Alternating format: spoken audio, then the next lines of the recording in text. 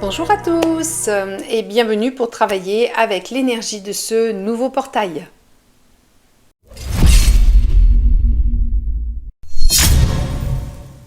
Alors, un portail déjà, qu'est-ce que c'est ? Un portail énergétique calendaire, ces portails dont nous parlons dans ces vidéos-là pour travailler, c'est en fin de compte un moment du mois où l'univers va nous envoyer des informations un petit peu plus condensées à travers différents flux d'énergie. Ça peut être une hausse de la vibration de la Terre, ça peut être une hausse, une éruption solaire, ça peut être un moment de pleine lune, de nouvelle lune, voilà, ça peut prendre beaucoup de formes en fin de compte énergétiques, de vibrations différentes, et puis ça peut être un petit peu tout ça des fois, donc ça fait des portails un petit peu costauds. Alors comment on les repère ? Eh bien, on les repère très simplement grâce à la date, c'est-à-dire qu'on va avoir des portails d'une journée qui vont être par exemple comme on va dire le 5 mai, voilà, c'est le 0505, le portail du 0505. On peut avoir ça sur le mois de juin, 0606, juillet 0707.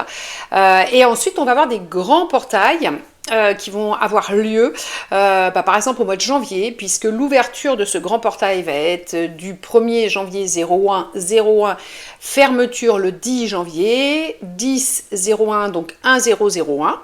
On a ensuite le mois de février, on va être sur le 0202 jusqu'au 20 février, le 2002.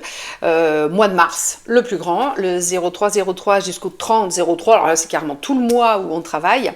Et puis ensuite, rebelote, on repasse sur le mois d'octobre, où on va se faire ça du 0110 au 1001, et puis le mois de décembre où ça sera du 12-12 au 21-12, en général solstice d'hiver.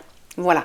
Ça ne veut pas dire que les portails d'une journée sont moins efficaces et moins importants à vivre et surtout à travailler que les grands portails. Le travail est juste un tout petit peu différent. Sur un grand portail, effectivement, le travail va durer un tout petit peu plus longtemps. Alors, vous allez me dire, voilà, pourquoi ces dates-là, qui a trouvé cette chose-là ? Ben, en fin de compte, c'est toujours une histoire de référentiel, c'est-à-dire que si l'univers envoie ces informations, par exemple, je sais pas, le 10 février, personne ne va vraiment percuter sur le 10 février. Par contre, sur du coup des chiffres doubles comme les heures miroirs, en fait, au final, l'esprit humain, l'inconscient humain s'en rappelle bien. C'est-à-dire qu'en fait, on sait très bien, on trouve bizarre, par exemple, le 5 mai, on trouve bizarre la date du 5 mai. Oh tiens, aujourd'hui c'est 0505. Voilà, comme on dit, oh tiens, c'est 10h10, oh tiens, c'est 11h11. Donc du coup, voilà, on match beaucoup plus facilement, ce qui fait qu'en fait, compte l'humanité complète, l'égrégore, qui fonctionne sur ce référentiel-là, c'est très bien que telle journée, hop, portail énergétique. Donc on est comme ça et on attend les informations. Enfin non, on continue à vivre sa vie normalement, ça va bien arriver de toute façon sans qu'on fasse statut. Mais voilà, par contre c'est vrai qu'au niveau énergie, ça peut être des journées des fois un petit peu costauds. Donc si on peut essayer de se détendre, faire un petit peu de méditation, prendre un petit bain chaud, ou aller se balader dans la nature, c'est vrai que du coup ça accompagne quand même l'énergie, puis on est en conscience. Donc en fait compte c'est juste un rappel pour dire oh, t'as vu la date ? Je vais balancer quelque chose.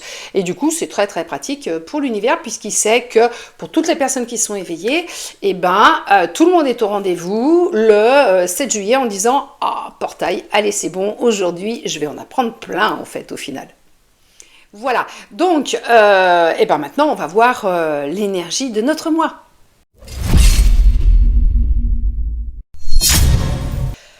Le dernier mois de l'année, calendaire, le mois de décembre, le mois 12 de la guérison et du pardon, le mois bisounours, si on peut dire ça comme ça.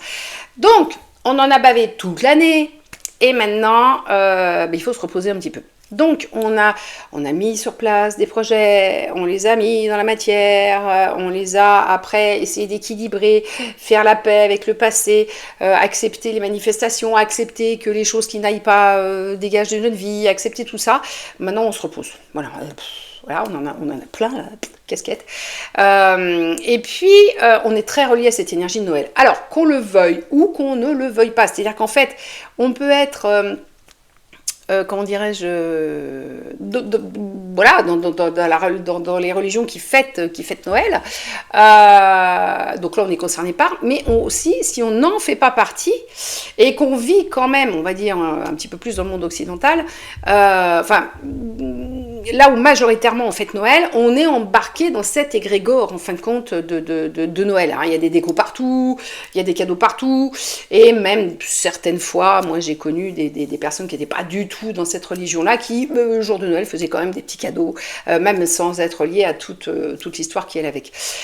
Donc, Noël, c'est quoi? Alors là, je vous invite quand même à essayer de vous procurer le petit livre de Michael Omram Ivanov sur Noël et Pâques dans la tradition initiatique, parce que lui, il explique quand même bien comment le vivre en conscience, c'est-à-dire en occultant complètement cette histoire commerciale et tout ce qu'on veut, vraiment reprendre l'essence même de Noël pour pouvoir changer sa vie, s'appuyer dessus, parce que c'est un grand moment de travail.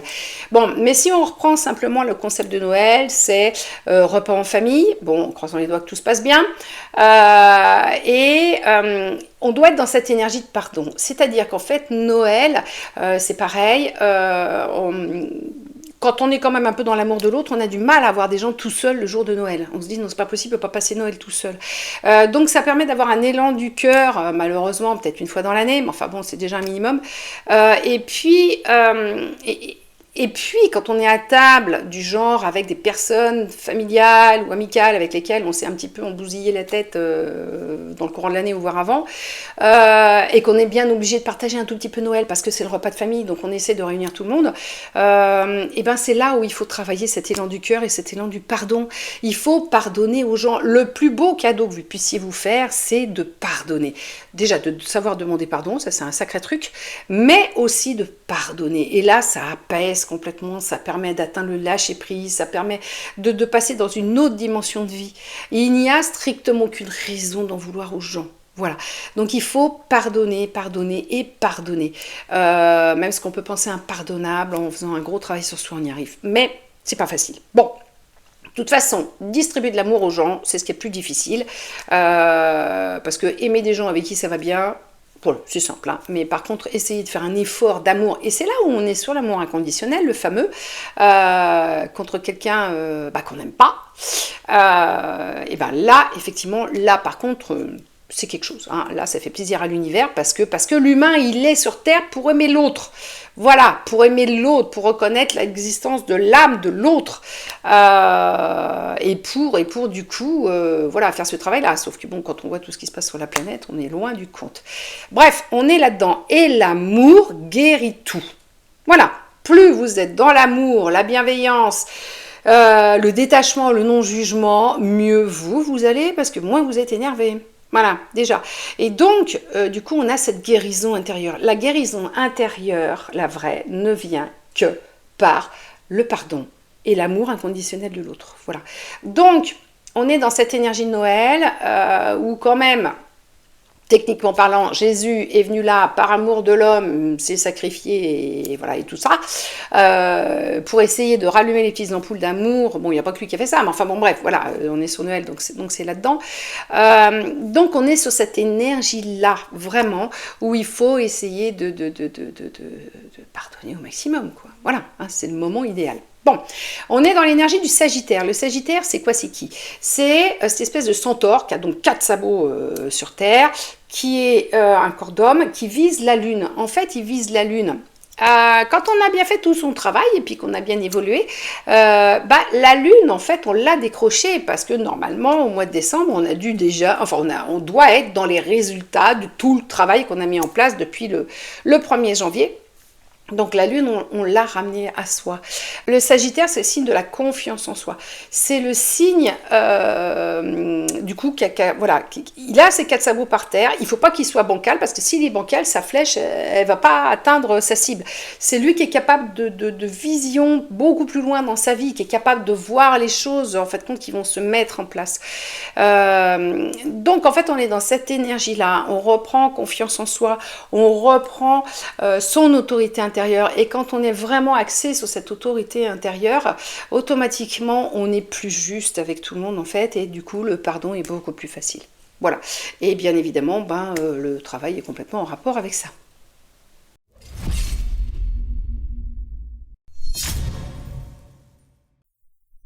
Alors, pour le travail du portail du Sagittaire, sur ce mois de décembre de la guérison et du pardon, placez-vous dans de bonnes conditions en créant une atmosphère propice au recueillement et à l'introspection.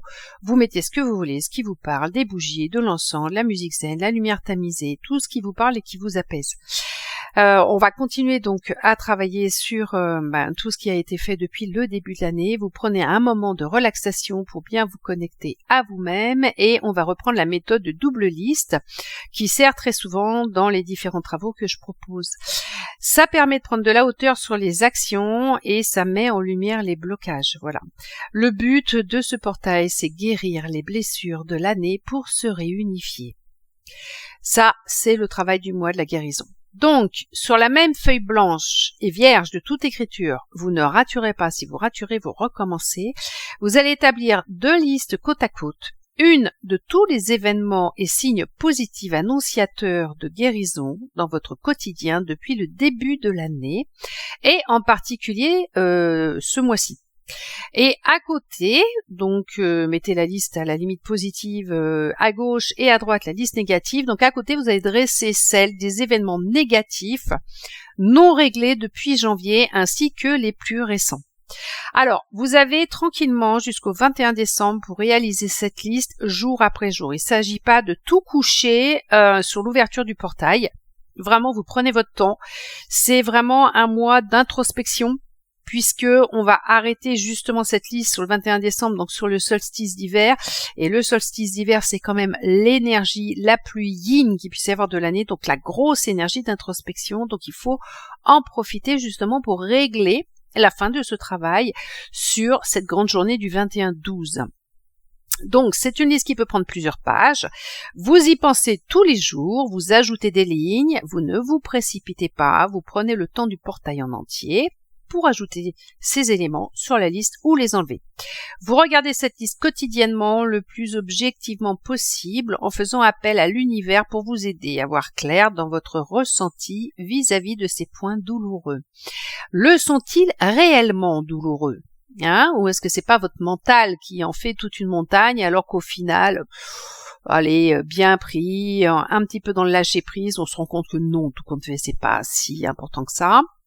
Est-ce important, justement? Est-ce que ce sont des points importants? Et est-ce que surtout ça vaut le coup vraiment de vous y attarder et de vous faire des nœuds au cerveau? Vous laissez le travail se faire lorsque vous ressentirez le besoin de retirer des points, car ils vous sembleront résolus, ça peut. Rayez la ligne en demandant pardon et en pardonnant les êtres et les lieux concernés. On pense aux êtres, mais les lieux, c'est important aussi.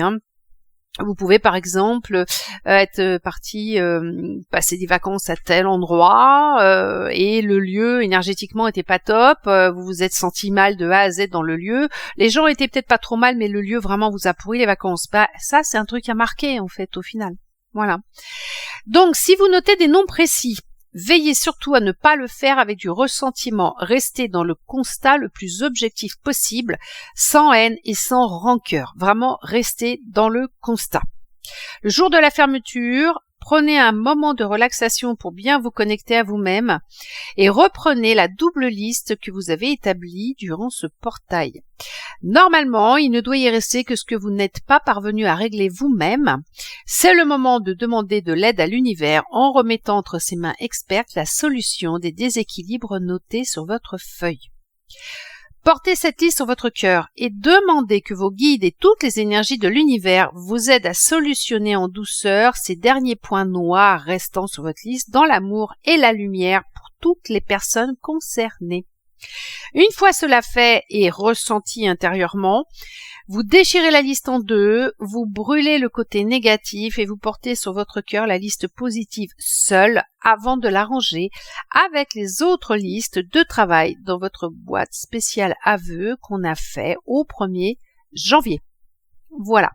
Donc ça, c'est pour le travail du portail du Sagittaire pour vous aider à finir cette année en beauté en pardonnant tout ce qui doit l'être afin de ne pas porter avec vous ces fardeaux sur l'année suivante.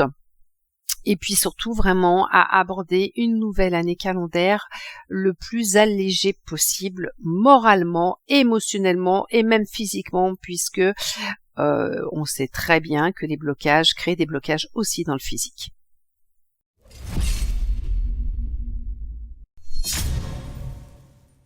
Voilà, donc si vous avez aimé, je vous invite à vous abonner, à liker, à partager, à laisser des commentaires, voilà. Et puis on se retrouve très très vite pour d'autres aventures.